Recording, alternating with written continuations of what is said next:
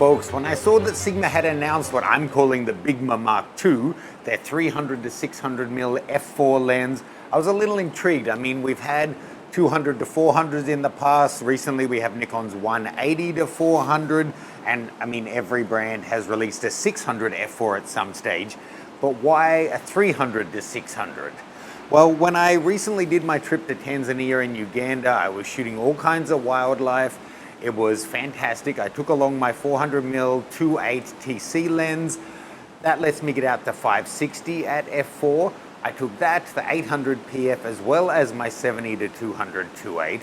And I found almost all my shots I was taking with 400mm, 560mm, or images that were cropped in from 200mm. And when I thought on this more, this pretty much would have replaced all three of those lenses, and I would have not had to keep changing cameras or bodies. 300 to 600 at f4 sounds fantastic. Anyway, flashing forward to CP Plus in Yokohama, I got a brief hands-on with this guy. I was pretty impressed, but the most common response I got from you guys was that it's too heavy at just under 4 kilograms. It's a deal breaker, and you wouldn't even consider it. Well, I'm here today to urge you to reconsider, because I think this is light, I think it's underpriced, and I think it's an absolute marvel of engineering. I'm going to show you why.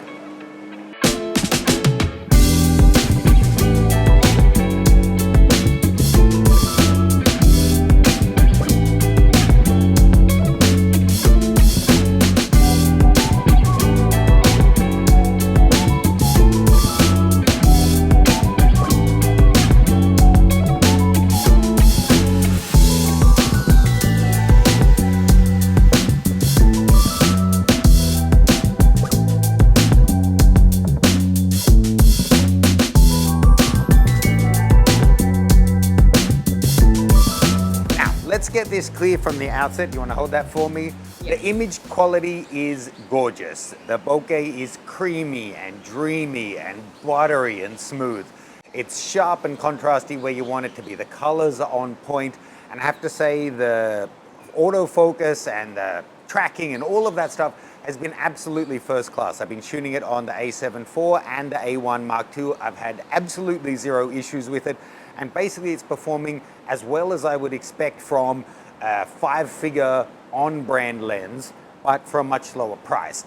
Have to get that out of the way up front, because otherwise talking about any limitations or the debate about this lens, that all kind of takes a secondary seat if the image quality isn't good. But rest assured, it's fantastic. Now let's address the elephant in the room, which is weight.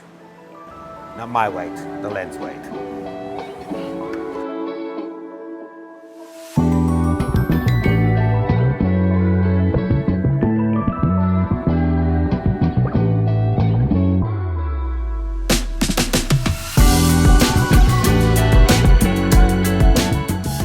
Whilst I don't tend to edit my images too much in lens review videos so you can see what they're really capable of, the portraits in this video have been run through Rebloom.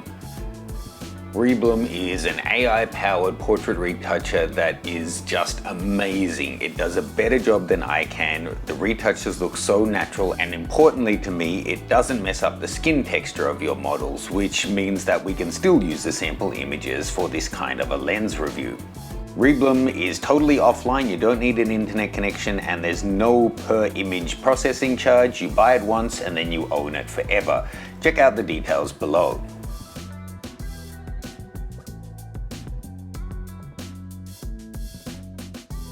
So let's get to the 4-kilo elephant in the room, which is the weight of this lens. Look, I don't mean to be a dick about it. Sincerely, if 4 kilos is too much for you, then fine.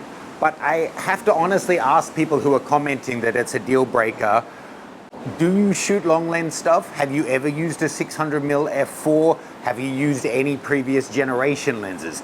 Because honestly, I think the weight of this lens is fantastic.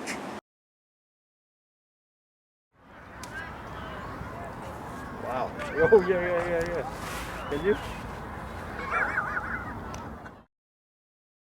So this is just under 4 kilos. Compare that to say The Nikon 200 f2, that's around 3 kilos. Compared to the Nikon 180 to 400, that's 3.5. The Canon 200 to 400 is 3.6. Or say the previous generation Nikon 600mm f4 Prime was 3.8 kilos. So this is only 200 grams heavier than that, but gives you a full constant f4 zoom from 300 to 600. It's incredible. And comparing it to the other lenses that I mentioned there, this has 4 custom function buttons. It's got the extra function dial up the front. It's got 13 rounded aperture blades instead of just 9. It's got the option to click or declip your tripod collar. And despite adding all of that in and being noticeably larger than those lenses, it's only 200 grams heavier. I honestly think it's amazing that they've managed to get it down under 5 kilos. Whether you're shooting with long lenses or not, if you like getting your gear out and shooting on location, check out my 2025 tour to Bhutan. It runs from the 10th to the 23rd of September. Whilst this tour centers around a remote cultural festival, there's certainly lots of long lens shooting opportunities. In fact, some of my favorite shots on my last trip were taken with the 400 TC. The tour includes Bangkok to Paro return international flights, as well as domestic flights, all domestic travel, all meals, and there's no single traveler surcharge. Check out the PDF itinerary, links in the description below.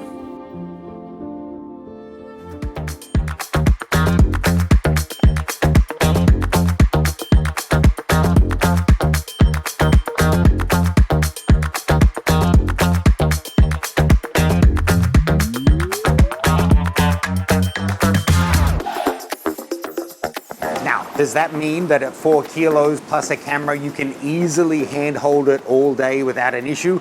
No. And if you were hand holding it, as the day goes on, you're going to need gradually faster and faster shutter speeds because you are going to start to get a shake.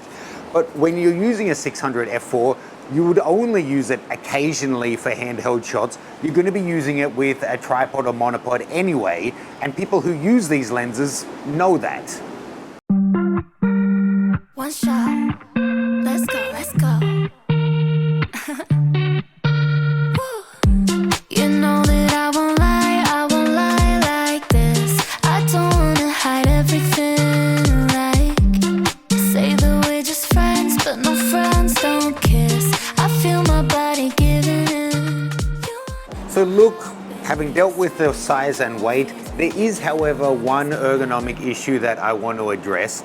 That means it isn't really hand-holdable. Or I don't know if they designed it this way, assuming you're going to be using a monopod or tripod, or because of the way they've designed it, you need to use a monopod or tripod.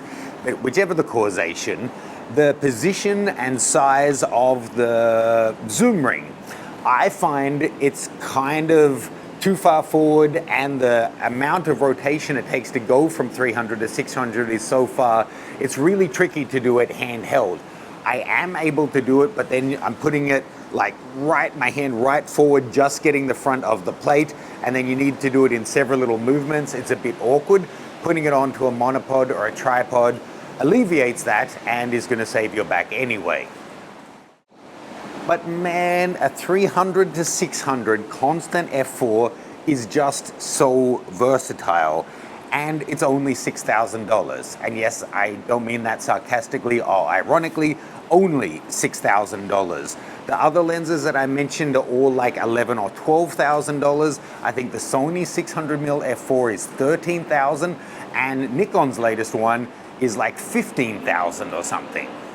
So look, without exaggeration, I think this is the most exciting lens release probably in the last 5 or 10 years, pretty much that I can remember. I think it's a bargain. I think it's a marvel of engineering that they got it down to the weight that it is. I think it's so flexible, the image quality is fantastic, and it's just perfect for wildlife and for a lot of kinds of sport. Basically, if they brought it out for Nikon Z mount, I'm buying one. I think it's fantastic, and I think if you really consider what it's offering you, the weight is completely justified. Let me know your thoughts below.